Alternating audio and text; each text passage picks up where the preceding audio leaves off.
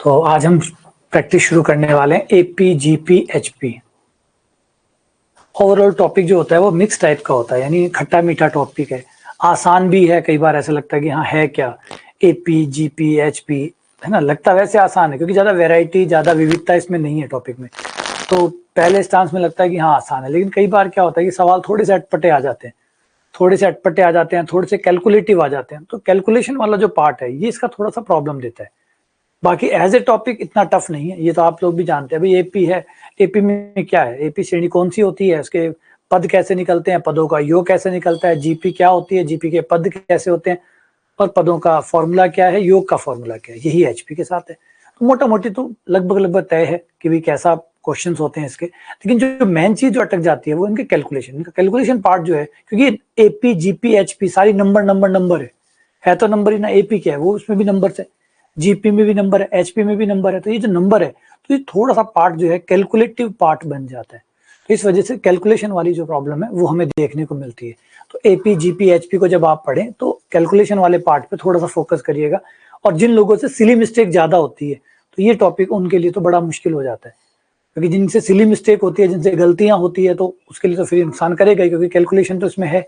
तो वो एक परेशानी आपको देखने को मिलेगी। अच्छा, टॉपिक का नाम सीक्वेंस एंड सीरीज भी कहते हैं इस टॉपिक को, क्योंकि अगर आप एनसीईआरटी में देखेंगे तो एनसीईआरटी इसको एपी जीपी एचपी के नाम से नहीं पुकारती। एनसीईआरटी की जो किताब है 11th की, उस किताब में इसका नाम है सीक्वेंस एंड सीरीज, अनुक्रम एवं श्रेणी। वैसे अनुक्रम श्रेणी सही नाम है इसका। अनुक्रम एपी जीपी एचपी अनुक्रम और श्रेणियों के अंदर ही आती है। तो बड़ा टॉपिक हो गया सीक्वेंस एंड सीरीज, है ना। तो अब वो दिक्कत है कि कोई आदमी एपी जीपी कह रहा होता है, कई बार हम जब एपी जीपी लिख के ले आते हैं तो कई कहते हैं सर सीक्वेंस सीरीज कब पढ़ाओगे। हम सीक्वेंस सीरीज लिख लाते हैं तो बच्चा कहता है सर एपी जीपी कब पढ़ाओगे। और है ना, सीक्वेंस सीरीज कॉलेज में भी आता है, थोड़ा सा इस बात का भी ध्यान रखिएगा। सीक्वेंस सीरीज कॉलेज में भी आता है, क्योंकि सीक्वेंस सीरीज एक बड़ी ब्रांच का नाम है। सीक्वेंस सीरीज कोई छोटा नाम नहीं है। एपी भी आती है इसमें, जीपी भी आती है इसमें, एचपी भी आती है। सीक्वेंस सीरीज में जो एपी जीपी एचपी नहीं होती वो भी आती है। सीक्वेंस सीरीज जहां पे भी एक सीक्वेंस या सीरीज कुछ भी बनता है, चाहे वो एपी हो मत हो, चाहे जीपी हो मत हो, एचपी मत हो, लेकिन अगर वो सीक्वेंस सीरीज का एक नियम है उसको फॉलो करता है तो वो सीक्वेंस सीरीज में कवर होता है। तो सीक्वेंस सीरीज बहुत बड़ा हिस्सा है। और हम लोगों ने देखा है कि बहुत सारे टॉपिक ऐसे होते हैं जो 12th में, 11th 12th में पढ़ाए जाते हैं, फिर उनको कॉलेज में दोबारा पढ़ाना पड़ता है, 2 बार पढ़ाना पड़ता है। जिसमें से आप कॉम्प्लेक्स को ले लीजिए, कॉम्प्लेक्स भी ऐसा 2 बार पढ़ाना पड़ता है। एक बार आप 12th में पढ़ाते हैं, एक बार आप कॉलेज में पढ़ाते हैं। ऐसे ही वेक्टर को ले लीजिए, वेक्टर भी 2 बार पढ़ाना पड़ता है, एक बार स्कूल में, एक बार कॉलेज में। ऐसे सीक्वेंस सीरीज है, एक बार आप स्कूल में पढ़ाते हैं, एक बार आप कॉलेज में पढ़ाते हैं।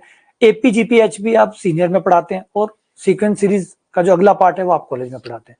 तो इसलिए थोड़ा सा याद रखिएगा। मैं भी जो पढ़ाने जा रहा हूँ, अभी हम जो प्रैक्टिस करने जा रहे हैं वो 12th बेस वाला जो एपी जीपी है, या 12th बेस वाला सीक्वेंस सीरीज है, जो भी आप जिस भी नाम से पुकारना चाहो पुकार सकते हो, हम उसे पढ़ने वाले हैं। हम समांतर श्रेणी, गुणोत्तर श्रेणी और हरात्मक श्रेणी को पढ़ने वाले हैं, ठीक है। वैसे हरात्मक श्रेणी का नाम चाहे मत भी लिखो, हरात्मक श्रेणी का कोई फर्क भी नहीं पड़ता, क्योंकि एपी जीपी एचपी एपी का ही रूप है। तो अगर आप एचपी नहीं भी लिखते हो तो वो एपी में कवर हो जाए। एपी को अलग से बोलने की, एचपी को अलग से बोलने की जरूरत भी नहीं है, एपी ही एचपी है। तो इसलिए एपी एंड जीपी के नाम से इसको हम पुकारते हैं, ठीक है ना। ये बात याद रखिएगा। चलिए स्टार्ट करें प्रैक्टिस। तो आ जाओ फटाफट, पहले तो रिवीजन कर लेते हैं इसके फॉर्मूलों का, और इसकी थोड़ी सी थ्योरी है ना, उसको ही फटाफट रिवीजन कर लेते हैं जल्दी से। सबसे पहले एपी का आ जाते हैं। एपी क्या होती है? एपी वो होती है जिसमें पदों के बीच का जो अंतर है वो हमेशा फिक्स बना रहता है।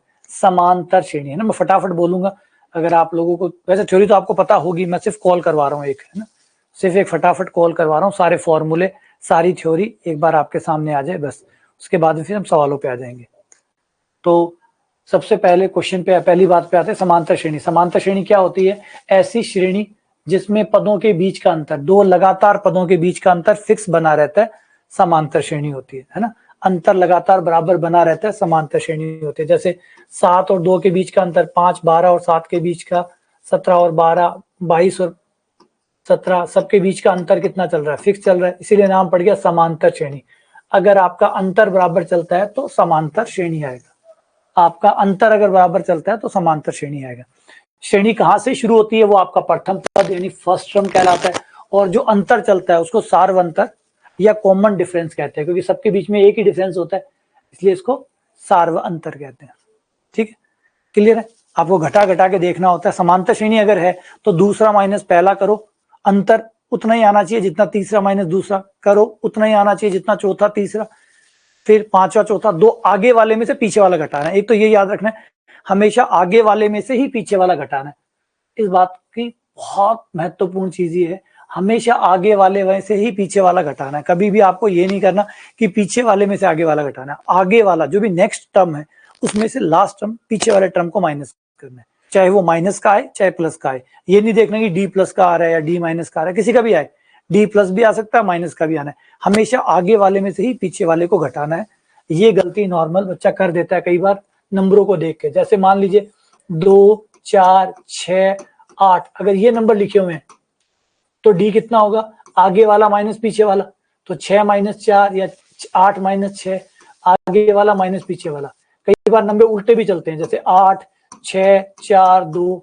अब इस केस में भी आपको घटाना तो हमेशा आगे वाले में से ही है, 2 माइनस 4 या 4 माइनस 6 या 6 माइनस 8, चाहे माइनस का है चाहे प्लस का है, आगे वाला माइनस पीछे वाला।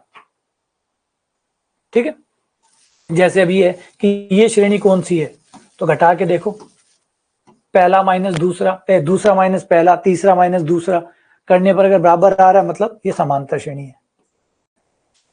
ठीक है, समांतर श्रेणी का प्रथम पद ए अगर है, पहला पद ए है तो अगला पद डी जुड़ जाएगा, ए प्लस डी आएगा, उससे अगला पद ए प्लस 2d आएगा। इस प्रकार से डी जुड़ता जाएगा और अगले से अगला पद आता चला जाएगा। तो पहला पद अगर ए है और सब में अंतर डी का है तो अगला पद ए प्लस डी होगा, उससे अगला पद ए प्लस 2d होगा, उससे अगला पद ए प्लस 3d होगा, एंड सो ऑन, ये चलता रहेगा। ये समांतर श्रेणी होती है। समांतर श्रेणी का जो व्यापक पद होता है, व्यापक पद का मतलब एनवा पद, या हिंदी में जैसे बोलते एनवा पद। एनवा पद का मतलब एन का मान 1 रखोगे पहला पद बन जाएगा, एन का मान 2 रखोगे दूसरा पद बन जाएगा, इसे कहते हैं व्यापक पद। व्यापक पद यानी वो पद जिससे आप जो चाहे वो पद प्राप्त कर सकते हैं, या सरल भाषा में एनवा पद। ये एनवा पद होता है समांतर श्रेणी का। इसमें एन का मान रखिए, आपको उसी नंबर का पद मिल जाएगा कि समांतर श्रेणी में पहला पद चाहिए, एन का मान 1 रखिए, दूसरा चाहिए 2 रखिए, तीसरा चाहिए 3 रखिए, एन का मान रखते हैं आपको एनवा पद। ये एनवा पद है, इससे वो जो चाहे वो पद बन जाता है। एक तो होता है हम सारे पदों को लिखें, है ना, एक एक करके सारे पदों को लिखिए, एक एनवा पद लिख दें, एनवा पद में सारे पद कवर हो गए, आप एन का मान जब चाहे जो पद चाहे डायरेक्ट निकाल सकते हैं। तो ये हम समांतर श्रेणी में एनवा पद बड़ा महत्वपूर्ण होता है, क्योंकि ये पूरी समांतर श्रेणी कवर कर देते हैं और आपको सारे पद लिखने ही नहीं पड़ते, सीधा एनवा पद लिखा, सारे पद उसी में कवर हो गए। ठीक है, जैसे अभी ये है, ये कोई समांतर श्रेणी है, ये पहला पद है, ये दूसरा पद है, ये तीसरा पद है। तो क्वेश्चन पूछ रहा है कि बताओ इसका एनवा पद क्या होगा, और एनवे का नाम कई बार कुछ और भी हो जाता है, जैसे पीवा पद। तो पीवा पद भी बात वही है ना, पीवा पद। तो ये पीवा पद हो जाएगा 3 माइनस, देखो एन, पी का मान 1 रखने पर पहला पद आ जाना चाहिए, पी का मान 1 रखने पर पहला पद, पी का मान 2 रखने पर दूसरा पद, पी का मान 3 रखने पर तीसरा पद, 4 रखने पर चौथा पद। तो कौन सा है जिसमें p बराबर 1 पर 1 पहला पद, 2 पे दूसरा पद, 3 पे तीसरा पद आ जाए, तो आपका आंसर हो गया, ये हो गया बी। ठीक है, ऐसे ही इस क्वेश्चन में आते हैं, एक समांतर श्रेणी का है, उसका पीवा पद क्यू है, पी नंबर पे क्यू आता है, वह क्यूवा पद पी है, पीवा पद क्यू है, क्यूवा पद पी है। तो बताओ आरवा पद क्या होगा, आरवा पद क्या होगा, टी आर क्या होगा। मतलब अगर मैं पीवा पद निकालता हूं तब तो क्यू आ जाएगा, क्यूवा पद निकालता हूं तो आर, क्यूवा पद पी आ जाएगा, तो आरवा पद क्या आएगा। तो ये कौन सा ऑप्शन होगा जिसमें आर की जगह जब मैं पी रखूंगा तब तो क्यू आ जाएगा, और जब क्यू रखूंगा तो पी आ जाएगा। आर की जगह मान रखना है, आर की जगह पी रखूं तब तो क्यू आ जाना चाहिए, क्यू रखूं तब पी आ जाना चाहिए। तो आंसर ये हुआ,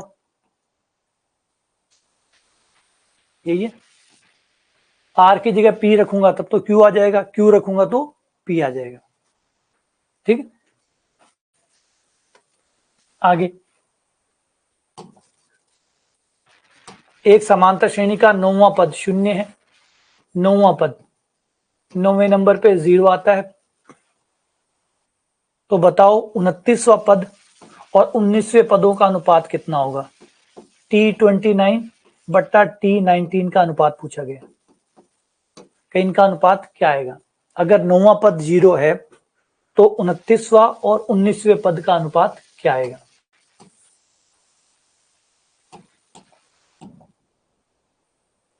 नौवां पद 0 है, नौवां पद यानी a प्लस 8d बराबर 0 है।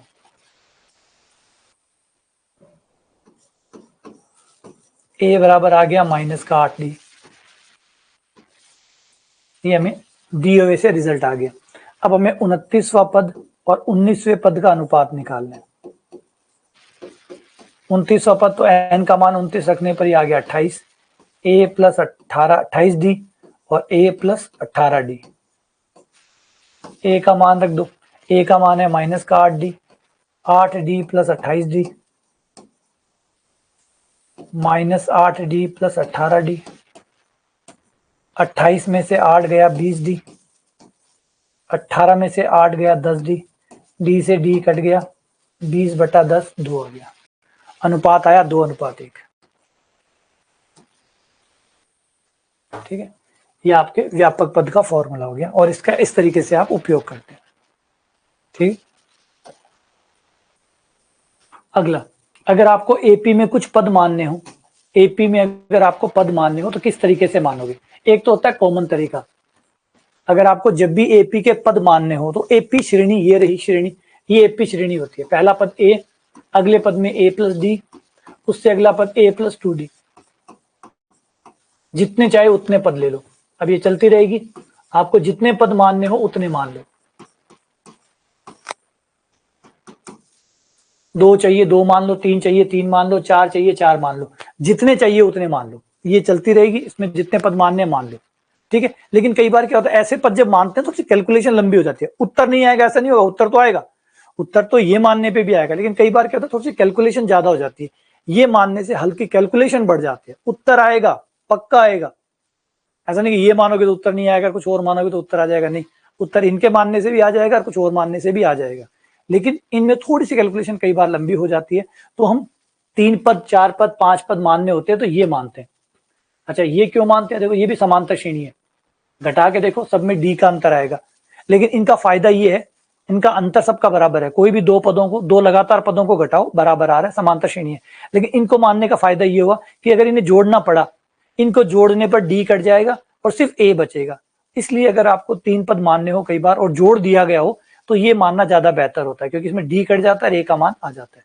तो 3 पद मानने हैं तो ये मानिएगा, और 4 मानने हैं तो ये मानिएगा, 5 मानने हो तो ये मानिएगा। और ऐसा पहले कह दूं, कोई अनिवार्यता नहीं है कि यही मानना पड़ेगा, थोड़ा सा कैलकुलेशन आसान करते हैं इसलिए मानते हैं, अदरवाइज वहां से, और मुझे तो कभी याद ही नहीं था कि ये माने, अधिकतर वही मानते हैं।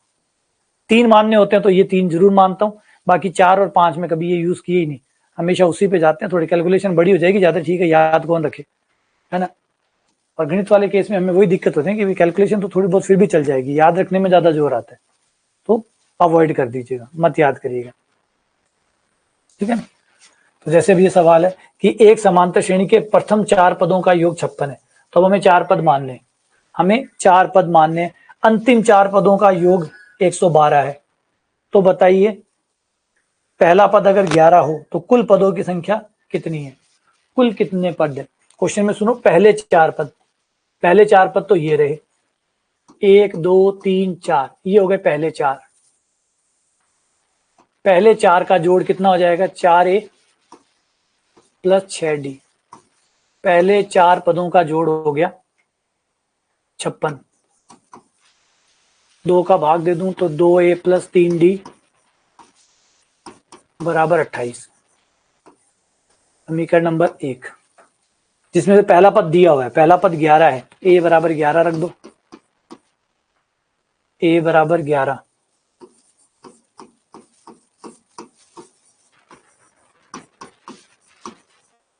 ये हो गया 22, d बराबर 2, a बराबर 11, d बराबर 2 आ गया। अब क्वेश्चन कह रहा है अंतिम 4 पदों का योग 112 है।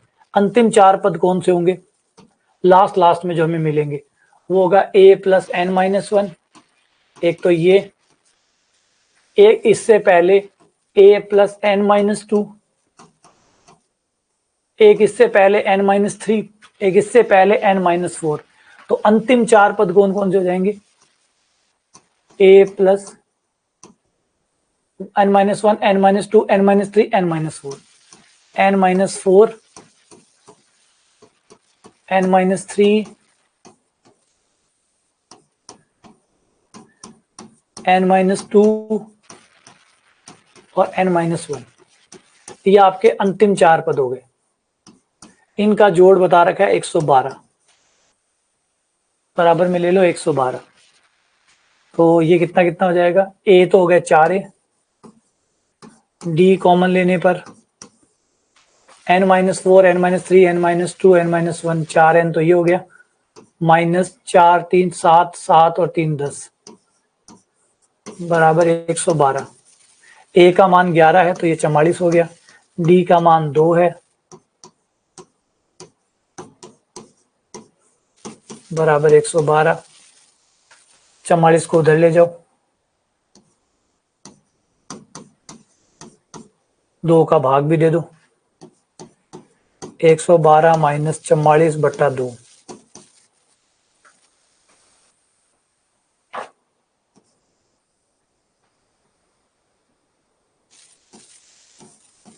अड़सठ बट्टा 2,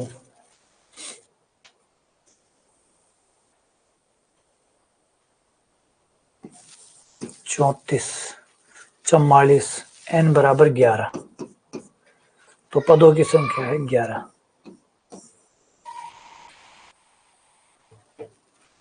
ये हो गया आपका 11 पद।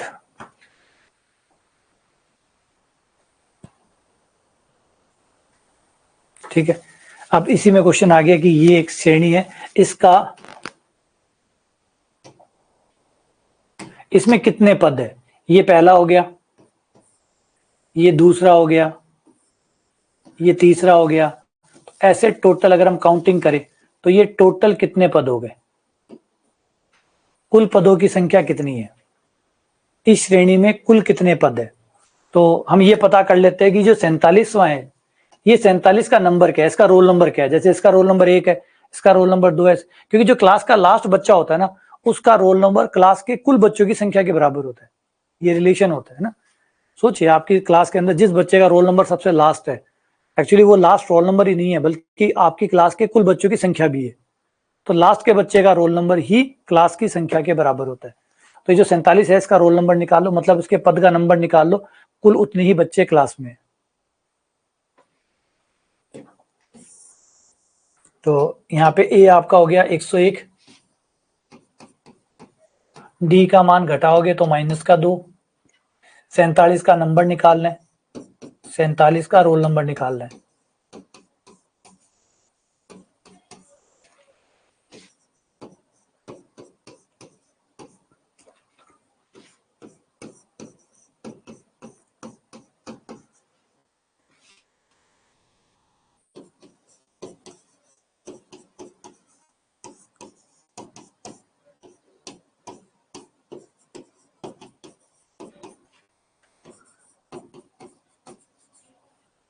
n बराबर 28, इसका रोल नंबर होगा 28, यानी कुल 28 पद है। ठीक है, बढ़े आगे। सम ऑफ एपी, एपी का जोड़ करना। एपी के जोड़ करने के 2 तरीके हमारे पास है। अगर हमें जोड़ करना हो, एपी का सम करना हो, तो एपी का सम करने के हमारे पास 2 फॉर्मूले। एक तो अगर हमें पदों की संख्या पता है, ए और डी पता है, ए और डी पता है, पदों की संख्या पता है, तो हम ये वाला सूत्र लगा सकते हैं, एस एन, एन पदों का जोड़ बराबर n/2 2a plus n-1 into D. याद रखिएगा, ये जो जोड़ है, ये शुरू से लेकर आखिर तक जितने पदों का आप निकालेंगे वो लगातार पदों का जोड़ निकलेगा, लगातार। जैसे आपने 5 डाला, n का मान अगर 5 डाला तो पहले 5 पदों का जोड़ आएगा, 1 2 3 4 5, जो पहले 5 रोल नंबर जो है उनका जोड़ आ जाएगा, पहले 5 रोल नंबर पे जो भी लोग बैठे हैं उनका जोड़ आएगा। तो ये जो फॉर्मूला है, ये लगातार जोड़ करता है, लगातार रोल नंबर 1 से लेकर जिस रोल नंबर तक आप लेके जाओगे वो कंटिन्यू करेगा, ये बीच में छोड़ता नहीं है किसी को। अगर n का मान 8 दे दिया तो 8 का मतलब क्या है? 8 का मतलब है रोल नंबर 1 2 3 4 5 6 7 8 तक कंटिन्यू जो लोग खड़े हैं उन सबका जोड़ आएगा। ये बीच में छोड़ता नहीं है। आप इसे ऐसे नहीं करवा सकते कि रोल नंबर 3 से लेकर रोल नंबर 10 तक कर दो, ये ऐसा नहीं करता। ये जो भी आप n का मान लोगे वो एक रोल नंबर से लेकर उस रोल नंबर तक कंटिन्यू जोड़ करेगा, ठीक है। तो इस फॉर्मूले की थोड़ी सी कमी का ध्यान रखिएगा, ये लगातार, इसीलिए इसको कहते हैं प्रथम n पदों का योग, है ना, प्रथम n पदों का योग, ये इसका सही नाम होता है और ये बिल्कुल एकदम एग्जैक्ट नाम है। इसे n पदों का योग बोलना गलत है, एक्चुअली में सही नाम है प्रथम n पदों का योग, क्योंकि ये n पदों का योग नहीं करता, ये प्रथम n पदों का योग करता है। बोले इसमें क्या फर्क है, रात दिन का फर्क है। n पदों का योग का मतलब आपको लगेगा कि 8 पदों को जोड़ रहा है, लेकिन कौन से 8 पद, कौन से 8 पद, पहले 8 पद, ये पहले 8 पदों को जोड़ता है, ऐसे नहीं कि कोई भी 8 पदों को जोड़ दिया, नहीं, पहले 8 पदों का, जो रोल नंबर 1 2 3 4 5 6 7 8 तक है उनका जोड़ करता है। तो इसका सही नाम होता है प्रथम। इसलिए अगर एनसीईआरटी में यही तो खास बात है, स्टैंडर्ड बुक में यही खास बात होती है, स्टैंडर्ड बुक जो भी लिखती है वो बहुत सोच समझ के लिखती है। अगर आप कोई भी एरी गरी बुक पढ़ोगे उनमें क्या होता है, उनमें यही गड़बड़ होती है, वो कुछ भी लिख देते हैं, ठीक है। और अच्छा, बच्चे को तो इतना खुद से समझ में आता नहीं है, और जो किताब जिसकी जिम्मेदारी होती है वो भी लापरवाही कर देते हैं, तो फिर दोनों तरफ गई भैंस पानी में। लेकिन जो अच्छी बुक्स होती है, इसीलिए अच्छी बुक्स का बोलबाला बहुत रहता है। रेफरेंस बुक के तौर पे आप स्टैंडर्ड बुक का इस्तेमाल करते हैं, क्यों? क्योंकि आप गलतियां कर सकते हो, क्योंकि आप तो पढ़ने वाले हो, गलतियां आप करोगे, लेकिन जो किताब जिससे आपको पढ़ाया जा रहा है उसमें वो गलतियां नहीं होनी चाहिए। इसीलिए वो किताबें इन बातों को बहुत अच्छे से रखती है ना। अंदर देखो, क्लियर, इस बात का ध्यान है, प्रथम n पदों का योगफल। अच्छा, ऐसे ही अगर आपके पास दी नहीं है लेकिन आपको यह पता है कि आपकी श्रेणी का पहला पद कितना है और आखिर पद कितना है, फर्स्ट और लास्ट पद अगर आपको पता है, तो इस सूत्र द्वारा a प्लस एल n/2 इससे भी निकाला जा सकता है, ठीक। जैसे अब इस पे हम आ जाए,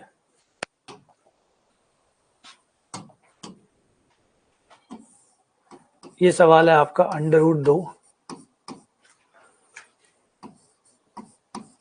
8 का मतलब 2 √2,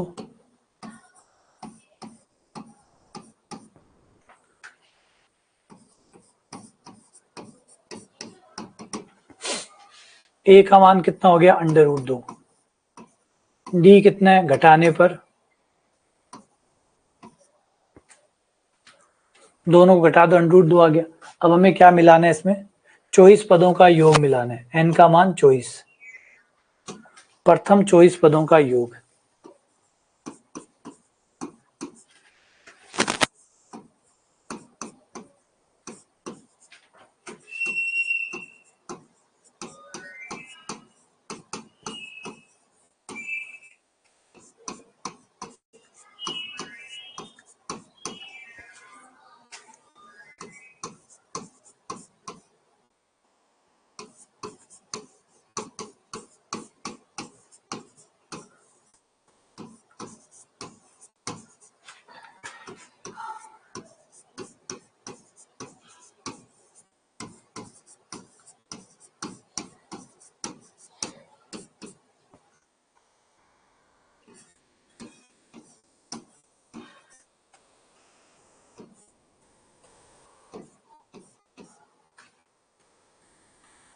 आगे बढ़ते हैं, प्राकृत संख्याओं का योग।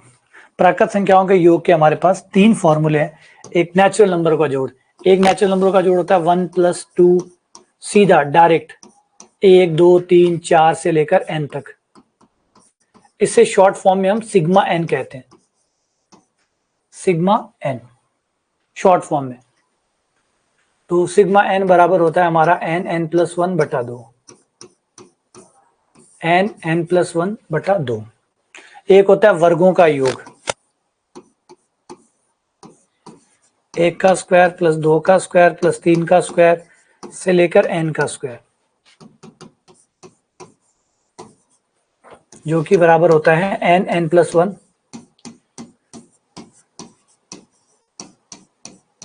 2n+1/6। एक होता है वर्गों का घनों का योग, तीनों का घन कर दीजिए, 1 का घन 2 का घन 3 का घन लेकर n का घन, बराबर n(n+1/2) का स्क्वायर।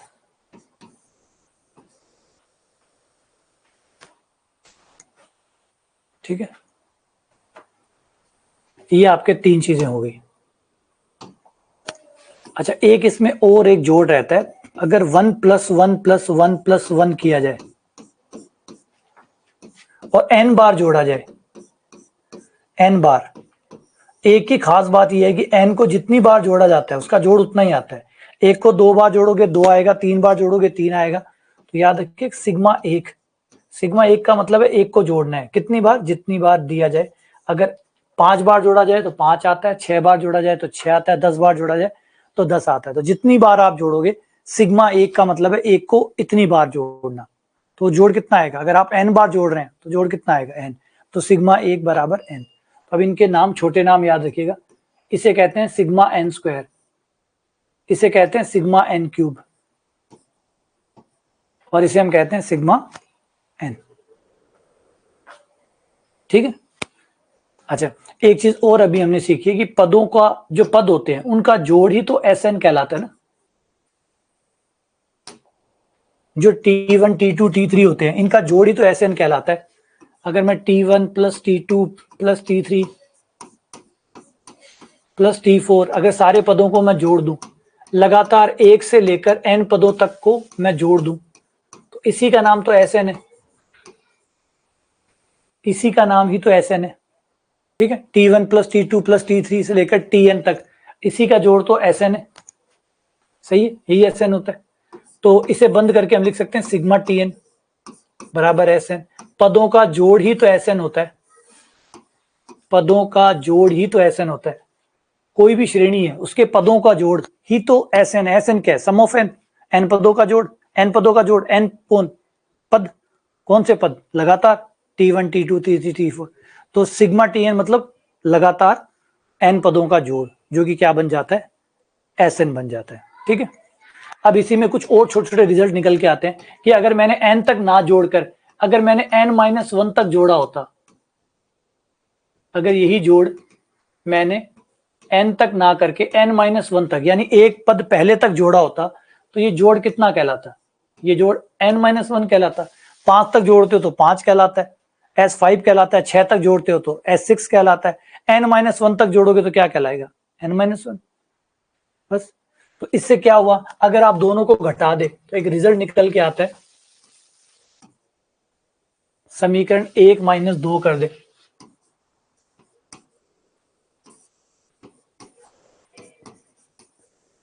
तो हम पाएंगे कि ये सारे कट गए, Tn आ गया इस तरफ आ गया Sn,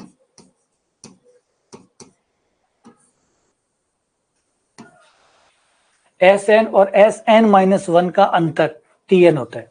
यानी n पदों का जोड़ और n-1 पदों के जोड़ का अंतर आपका nवां पद होता है, आपकी श्रेणी का nवां पद होता है। अगर आपके 5 पदों का जोड़ और 4 पदों के जोड़ का जो बीच का अंतर है, 5 पदों का जोड़ और 4 पदों का जो जोड़ है, उनके बीच में जो अंतर होता है वो आपका 5वां पद होता है, वही आपका 5वां पद बनता है। Tn वो होता है। Sn n पदों का जोड़ और एक पद कम n-1 पदों का जोड़, दोनों को घटाओगे तो आपको क्या मिल जाएगा, वो पद मिल जाएगा। तो सिंपल सी बात है। आ जाओ, इस बात को दूसरी, थोड़ा सा n की भाषा में थोड़ा अजीब लग रहा होगा, बाकी होता क्या है ये मैं ये कहना चाहता हूं कि पहले 5 पदों का जोड़ T3 T4 T5, 5 पदों का जोड़ क्या होगा, S5। 4 पदों का जोड़ क्या होगा, 4 पदों का जोड़ S4 होगा। तो अगर आप S5 में से S4 घटा दोगे तो क्या बच जाएगा, घटाने पर क्या होगा,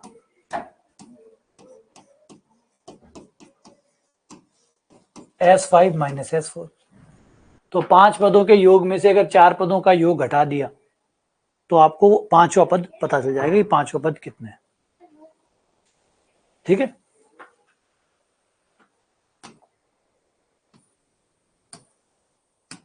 आगे समांतर माध्य, समांतर माध्य, समांतर माध्य क्या होता है,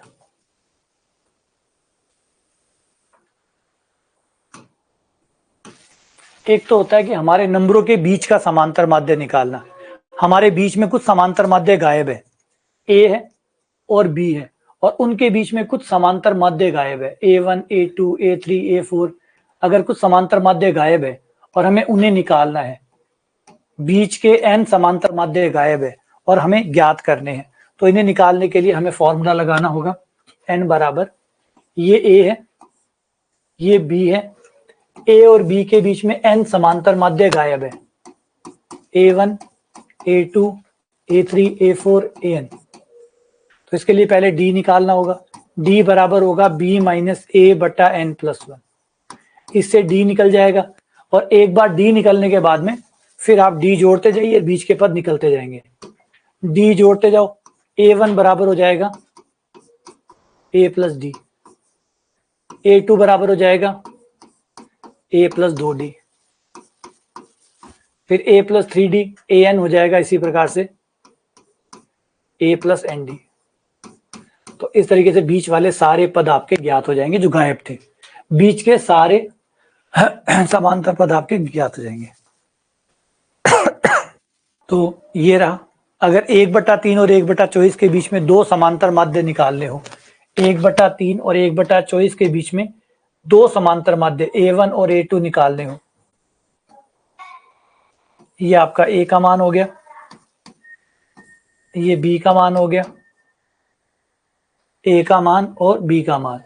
इससे आप पहले d निकालेंगे, d बराबर b माइनस a बटा n प्लस 1। b का मान कितना, 1/24, a का मान कितना, 1/3, n का मान कितना, 2 प्लस 1, लघुत्तम आया 24, 1 माइनस 8, 3 माइनस 7/72। अब 1/3 में 7/72 जोड़ो, पहला आएगा, फिर उसमें दोबारा माइनस 7/72 जोड़ो, अगला आएगा। तो जैसे मैंने शुरू में ही कहा था कि ये पार्ट आपसे कैलकुलेशन मांगेगा।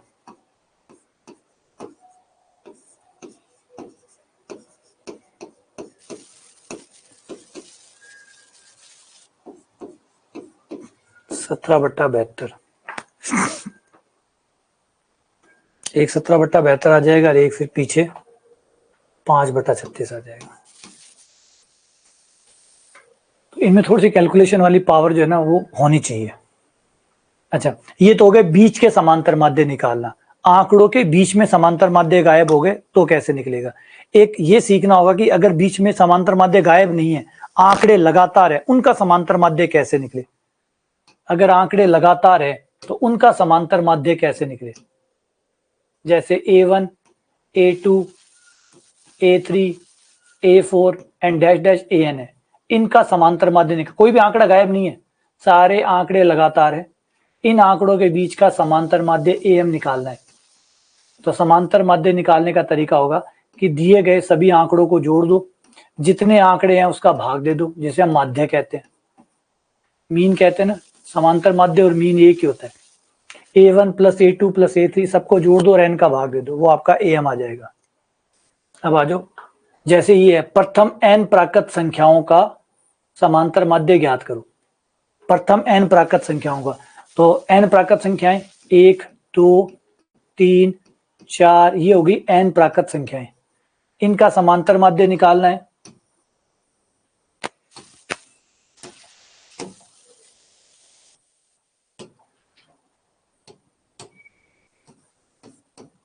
इन सबको जोड़ दो,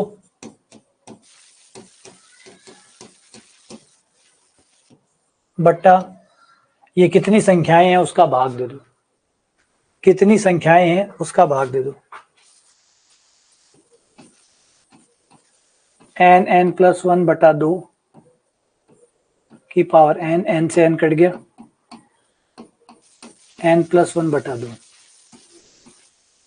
तो दो प्रकार की चीजें होती है, एक तो है बीच में समांतर माध्य गायब हो तो कैसे निकलता है, बीच में समांतर माध्य गायब हो तो कैसे निकलता है, और एक ये कि जब कोई गायब ना हो, लगातार आपको आंकड़े दिए गए और ये कहे कि इन आंकड़ों का समांतर माध्य क्या है, तो सबको जोड़ो और जितने वो नंबर्स हैं उतने का भाग दे दो, जैसे आप समांतर माध्य जो निकालते हैं वो वाला।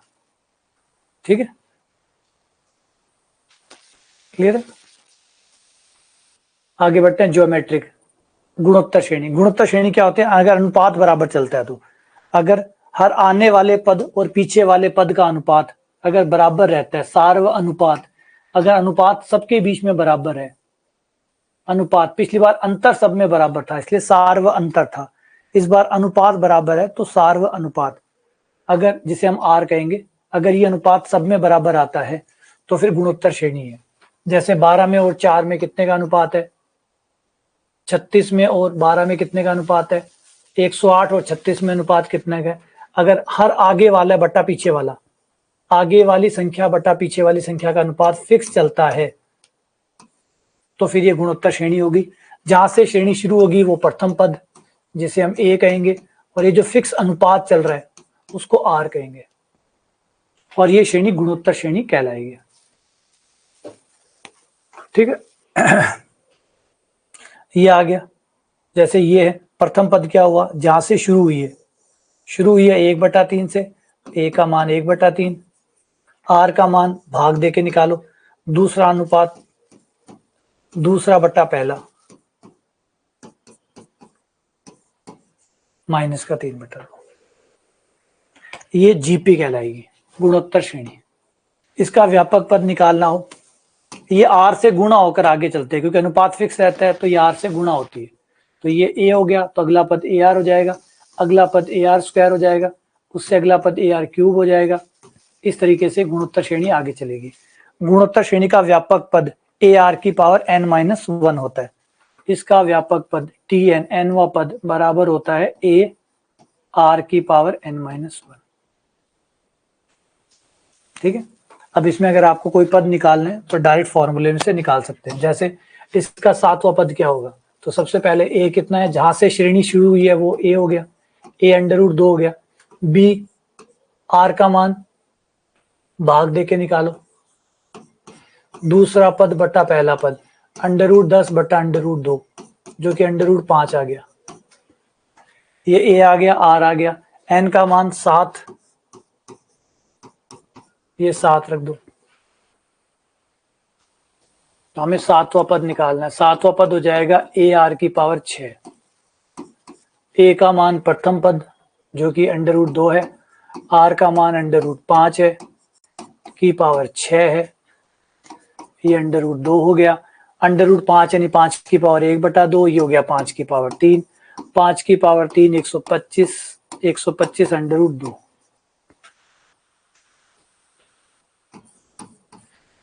ये 7वां पद आ गया। ठीक है, अब इस क्वेश्चन में पूछा गया कि प्रथम पद अगर 5 है, सारा अनुपात -5 है, प्रथम पद 5 है, सारा अनुपात आर का मान -5 है, ए 5 है, आर बराबर -5 है, तो बताओ कौन सा पद 3125 है। 3125 कौन से नंबर पे आएगा, 3125 कौन से नंबर पे आएगा,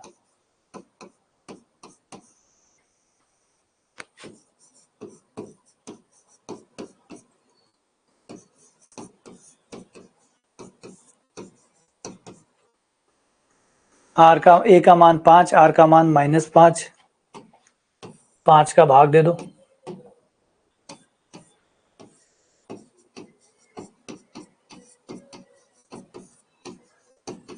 (625) को लिख सकते हैं -5 की पावर 4, -5 की पावर 4 देखो, +5 की पावर भी लिखी जा सकती है, -5 की भी लिखी जा सकती है। -5 की इसलिए लिख रहा हूं ताकि तुलना कर सकूं, आधार सेम रहे इसलिए ऐसा कर रहा हूं।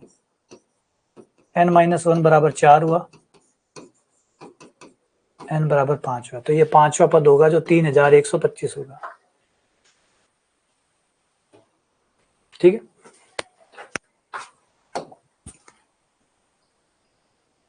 अगर आपको जीपी में कुछ पद मानने हैं तो कैसे माने, पहली बात तो रहता है कि नॉर्मली अगर मानने हैं तो अपने वैसे ही मानो, कॉमन वाले, ये वाले, ए अगला ए आर, अगला A R square, A R cube, ये आपको जीपी माननी हो तो ये मानो।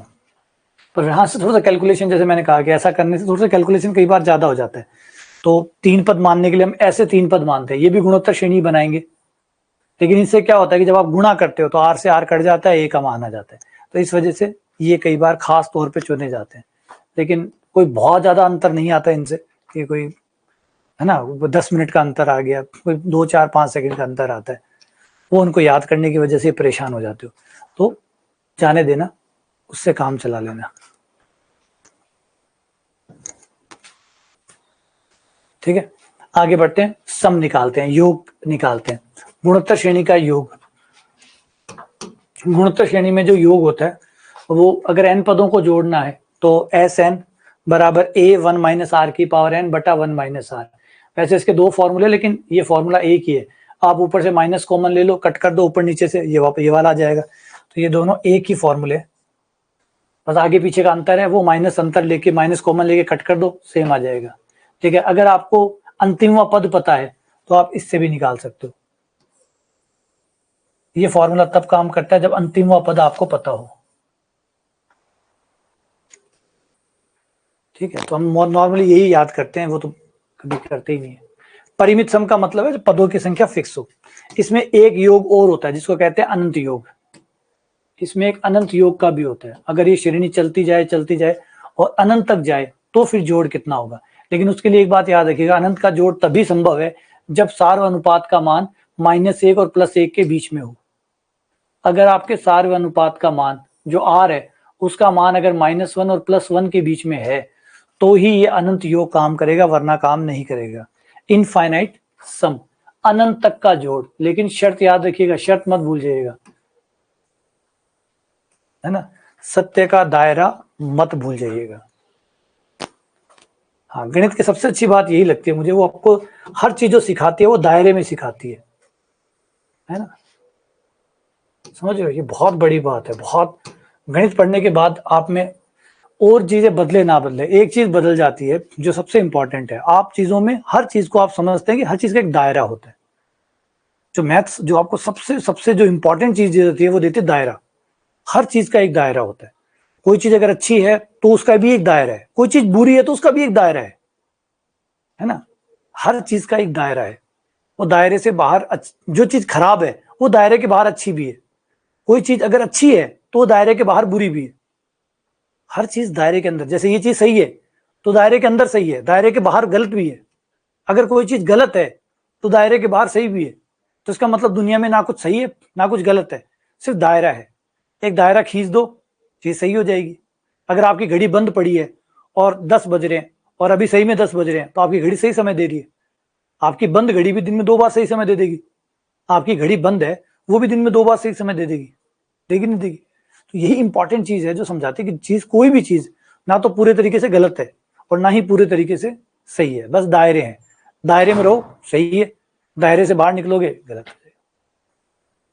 है ना। हाँ, इसके लिए अगर आप चाहो तो एक दूसरे का सर फोड़ सकते हो कि मेरा सही ज्यादा बड़ा है, तुम्हारा सही कम बड़ा है। तो अनंत श्रेणी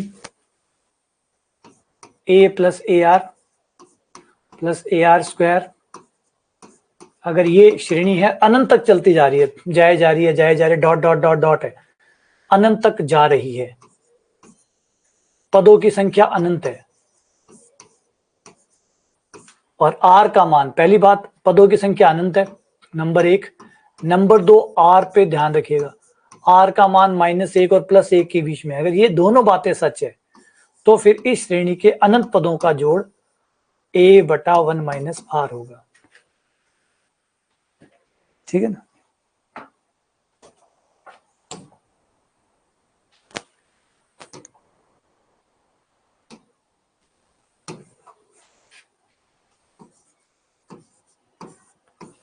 जैसे ये 32 की पावर 1 गुणा करने पर घातें जुड़ जाएगी, 1/6, 1/36 and dash dash dash dash, अनंत पदों तक कहा है, इसका मतलब अनंत तक ये चलता रहेगा।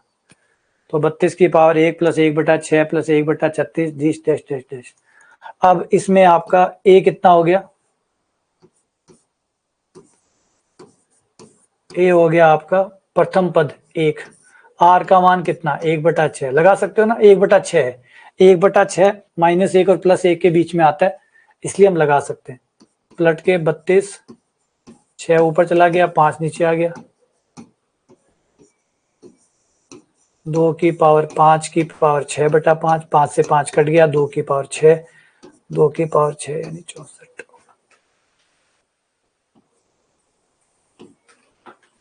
ये 64 हो गया। लेकिन अच्छा, आर का मान अगर उसको पार कर गया तो उसको पार करने के बाद इसका जोड़ का कोई अस्तित्व नहीं होगा, ये फॉर्मूला झूठा साबित हो जाएगा। इसके बाद में ये फॉर्मूला झूठा साबित हो जाएगा, ठीक है ना, याद रखिएगा, आपका फॉर्मूला झूठा हो जाएगा। इसका मतलब क्या ये सच है या झूठ है? दायरे में रहेगा तो सच है, दायरे के बाहर झूठ है, दायरे के अंदर सच है, दायरे के बाहर झूठ है। तो ये सही हुआ या गलत हुआ, डिपेंड करता है दायरा कहाँ है।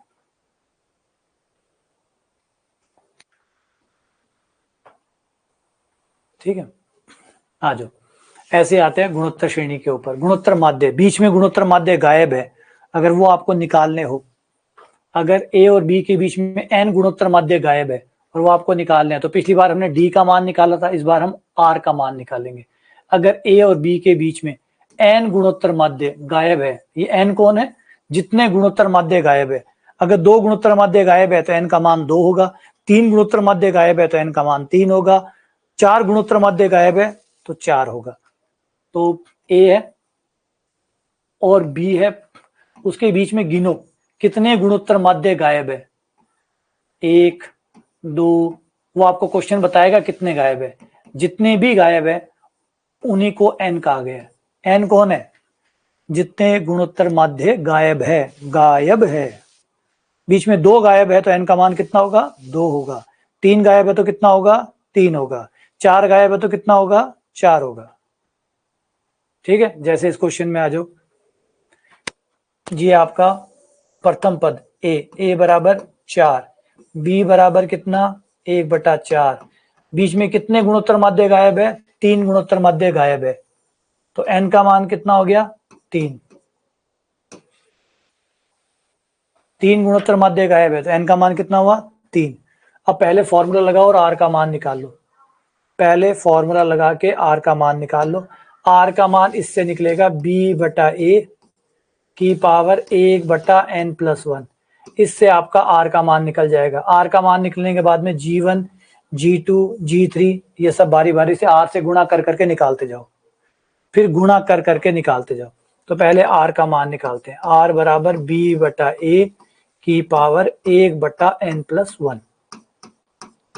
बी कितना? 1/4। ए कितना?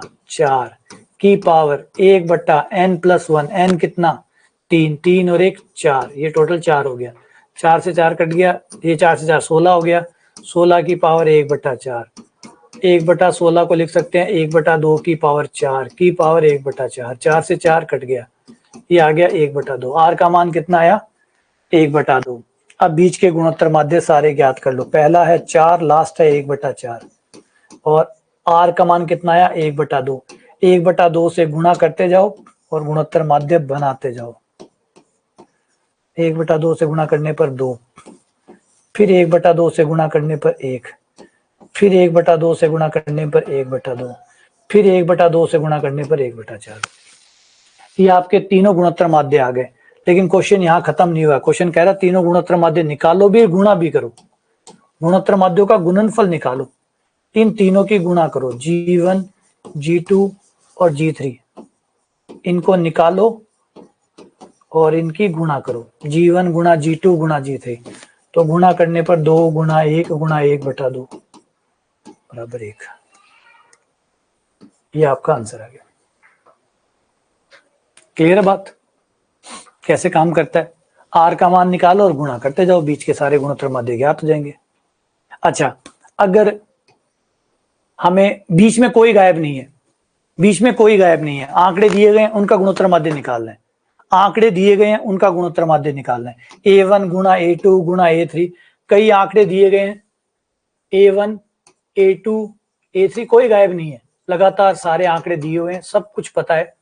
n आंकड़े दिए गए, इनका गुणोत्तर माध्य निकलवा रहे हैं, तो इनका गुणोत्तर माध्य होगा, सबकी गुणा कर लो और फिर उसकी पावर 1/n कर दो। सबकी गुणा करके पावर 1/n कर दो, ये इनका गुणोत्तर माध्य आ जाएगा। समांतर माध्य तो कैसे निकलता है? जोड़ करके उतनों का भाग दे दो, जोड़ करके उतनों का भाग दे दो, गुणोत्तर माध्य निकलता है, सबकी गुणा करके उतनी 1/n पावर कर दो, तो आपका गुणोत्तर माध्य निकल जाता है। जैसे अभी ये आंकड़े, इनका गुणोत्तर माध्य निकलवा रहे हैं, तो इन सब की गुणा करो, इन सब की गुणा करो और पावर 1/n कर दो, तो 3 गुणा 3 की पावर 2 गुणा 3 की पावर 3 गुणा 3 की पावर n पूरे की पावर 1/n। तो ये हो गया 3 की पावर 1 प्लस 2 प्लस 3 से लेकर n की पावर 1/n। 3 की पावर हो गई n प्लस 1/2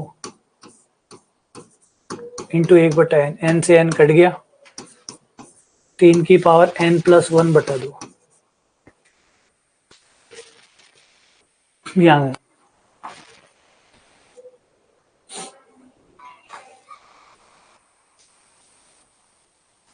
क्लियर है, सही है।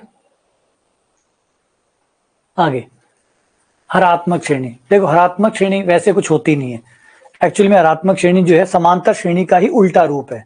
समांतर श्रेणी को उल्टा कर दीजिए, हरात्मक श्रेणी बन जाएगी। तो जब भी समांतर श्रेणी होगी आपके पास, तो आपके पास हरात्मक श्रेणी साथ में हो जाएगी, क्योंकि एक्चुअल में ये कुछ और नहीं बल्कि व्युत्क्रम समांतर श्रेणी है। समांतर श्रेणी का रिसिप्रोकल है, समांतर श्रेणी का रिसिप्रोकल है।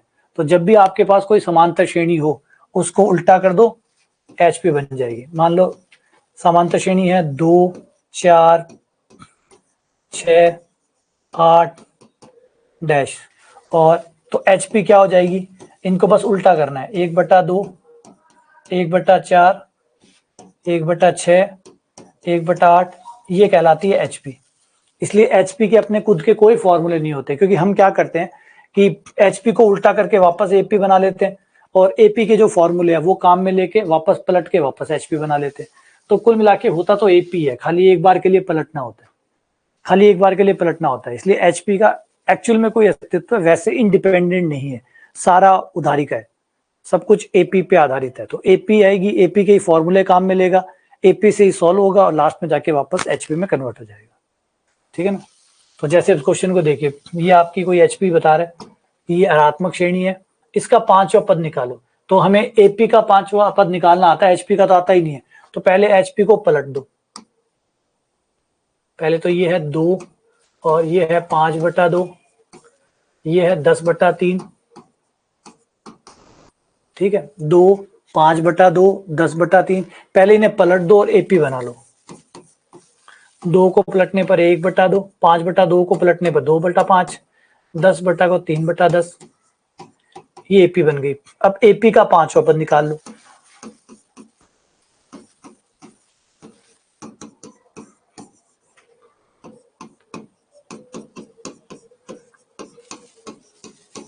D का मान 10 5 4 1/5 1/10,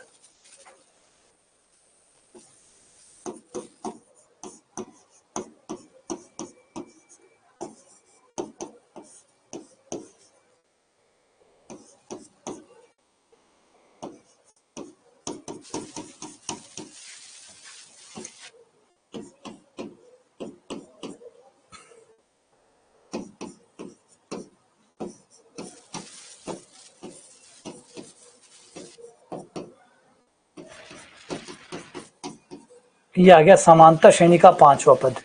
अब इसे HP में चेंज कर लो,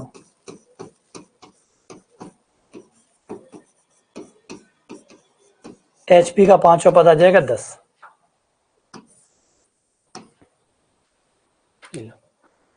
तो इस तरीके से हम लोग इसे चेंज कर लेंगे, ठीक है ना। तो याद रखिए HP का अपना कोई भी फॉर्मूला नहीं होता, क्योंकि जरूरत भी नहीं पड़ती, क्यों बनाए, जब है तो AP ना, है तो AP, तो एक पलट दो।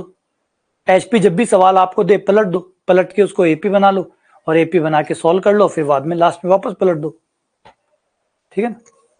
जैसे ये हार्मोनिक मीन या हरात्मक माध्य, हरात्मक माध्य कैसे निकलता है, तो हरात्मक माध्य फिर से नहीं निकालते, निकालते हमेशा समांतर माध्य। जो भी आपको आंकड़े देगा उसको पलट लो, समांतर माध्य निकाल लो, फिर उन्हें वापस पलट दो, हरात्मक माध्य हो जाएगा। तो डायरेक्ट हरात्मक माध्य, हाँ 2 के लिए हम हरात्मक माध्य जरूर निकालते हैं, वो याद रख लो कि अगर 2 नंबर ए और बी दिए हुए हैं आपको, तो पहले उन्हें एपी बनाओ, फिर समांतर माध्य निकालो, फिर पलटो। तो 2 के लिए हम डायरेक्ट फॉर्मूला बना लेते हैं। अगर 2 के लिए निकालना है तो ये रहा 2ab बट्टा a प्लस बी, ये आपका हरात्मक माध्य हो जाएगा 2 के लिए, है ना। 2 के लिए तो सबके लिए बना लेते हैं।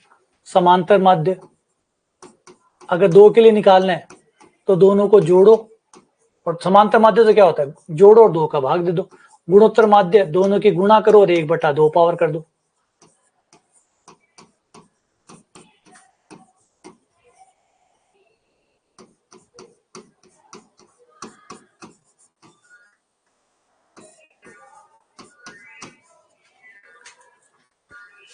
AM GM HM, ठीक है। अब जैसे इस सवाल में आओ, इस सवाल का ये अच्छा है कि समांतर माध्य कब बनता है, गुणोत्तर माध्य कब बनता है, हरात्मक माध्य कब बनता है। ये सवाल काफी बार परीक्षाओं में आया हुआ भी है कि n के किस मान के लिए ये समांतर माध्य बन जाता है। अगर आप n का मान 0 रखोगे तो ये समांतर माध्य बन जाता है। देखो a प्लस बी बटा 2 बन जाएगा, और n का मान हम लोग अगर हम माइनस का 1/2 लेते हैं तो ये हमारा गुणोत्तर माध्य GM बन जाएगा, और n का मान -1 लेने पर ये हमारा HM बन जाएगा, हरात्मक माध्य बन जाएगा। n का मान 0 लेने पर, n का मान 0, n का मान -1/2, n का मान -1, सही है। इसको याद रख लेना है ना, बार बार हमें बनाना ना पड़े। n का मान 0 रखने पर AM बन जाएगा, n का मान -1/2 रखने पर GM बन जाएगा, और -1 पर HM बन जाएगा। ठीक है, आ जाओ अब इस क्वेश्चन पे आते हैं। इस क्वेश्चन का हरात्मक माध्य निकालना है, इसके जो मूल है उनका हरात्मक माध्य निकालो। इस समीकरण के जो मूल है, माना मूल अल्फा और बीटा है, मूल अल्फा और बीटा है, तो हमें उनका हरात्मक माध्य चाहिए, और हरात्मक माध्य बराबर होता है 2 अल्फा बीटा बट्टा alpha plus beta, 2 alpha beta बट्टा अल्फा प्लस बीटा। तो मूलों का योग हमें पता है -b बटा a होता है, जो कि 10 हो गया। मूलों का गुणनफल c बटा a होता है, जो कि 11 हो गया। तो ये दोनों आ गए, HM का मान निकाल लो। HM बराबर हो गया 2 alpha beta 11 alpha plus beta 10, ये हो गया 22/10, 2.2, या काटे तो 11/5। ये आपका आंसर आएगा, सही है।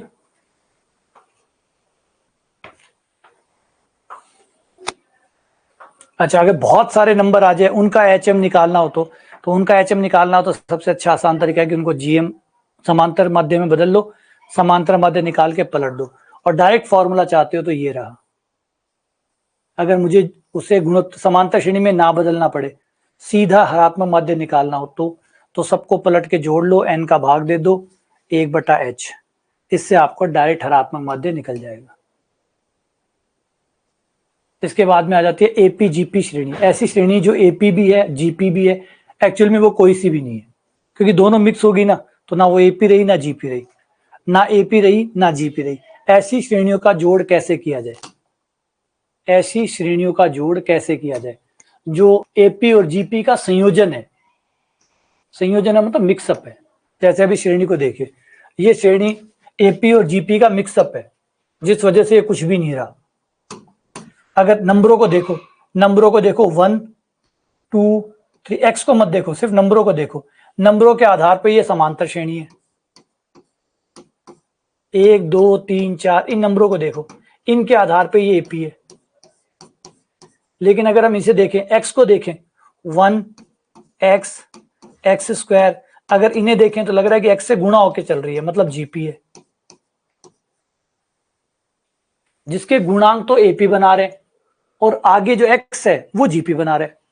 और वैसे देखो, दोनों को एक साथ देखो तो कुछ नहीं बना रहा, ना समांतर बना रहा है ना गुणोत्तर बना रहा है। वैसे देखो, अगर पूरे पद को देखें तो ना ये समांतर है ना ये गुणोत्तर है। तो ऐसी श्रेणियां जो एपी और जीपी के मिक्सअप से बनती है, जिससे वो एक्चुअल में वो कुछ नहीं होती, वैसे ही कुछ नहीं है, ट्राई करके देख लो, वैसे ही कुछ नहीं है।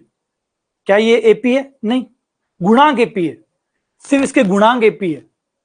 क्या जीपी है? नहीं, केवल जो एक्स है वो जीपी है।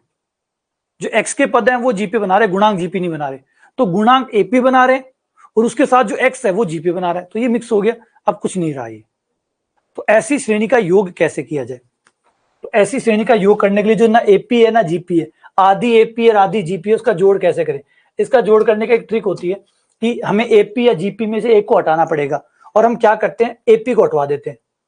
एपी जो है उसका विलोपन संभव है, एपी को हटाया जा सकता है। कैसे? जैसे इस श्रेणी का जोड़ हमने एस मान लिया, माना इस श्रेणी का जोड़ एस है, 1 + 2x + 3x square plus 4x³ और ये अनंत तक जा रही है, तो डैश डैश डैश डैश हो गई। फिर हम क्या करते हैं, इसे x से गुणा कर देते हैं दोनों तरफ। x से गुणा क्यों कर रहा हूं? जो भी सार अनुपात होगा उससे गुणा करेंगे।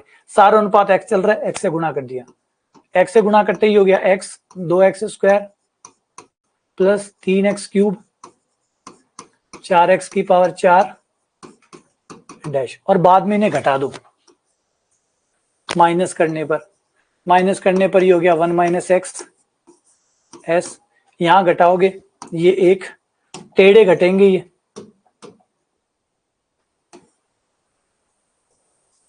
दो एक्स में से एक एक्स गया x, 3x² में से 2x² गया x³ एंड डैश। अब आपकी देखो एपी हट चुकी है, अब एपी हट चुकी है, अब ये सवाल आपका जीपी बन चुका है, तो ये करना है, एपी को हटवा देना है। और प्रथम पद a बराबर 1 आ गया, r बराबर x आ गया, और ये हो गया a/1 - r। a की जगह 1, r की जगह x। s का मान निकाल लो, s बराबर हो गया 1/1 - x का स्क्वायर। ये योग आ गया। तो बड़ा ट्रिकी सा तरीका है ये, है ना, लेकिन काम करता है, क्योंकि हम क्या करते हैं, इसमें से एपी को हटवा लेते हैं, हम इसमें से एपी का विलोपन करवा लेते हैं, और एपी का विलोपन करने की ये ट्रिक अपनाते हैं कि जो सार्वनुपात होता है, जो जीपी का सार्वनुपात है, उससे दोनों साइड गुणा कर देते हैं और फिर दोनों को घटा लेते हैं, उससे एपी चली जाती है और केवल जीपी बचती है। फिर जीपी का जोड़ लगा देते हैं और जीपी का जोड़ लगा के सॉल्व कर लो। ये ट्रिक यूज की जाती है इन सवालों में जो आधी एपी है आधी जीपी है, क्योंकि दोनों चल रही है, तो दोनों में से कोई भी नहीं चल रही, दोनों चल रही है मतलब कोई भी नहीं चल रही, तो इससे अच्छा अलग अलग कर दो। एक को हटवाना पड़ेगा, तो एपी को हटवा लेते हैं ताकि जीपी बच जाए और जीपी का जोड़ कर ले। ठीक है, बस विराम देते हैं और अगली क्लास में सवाल करेंगे।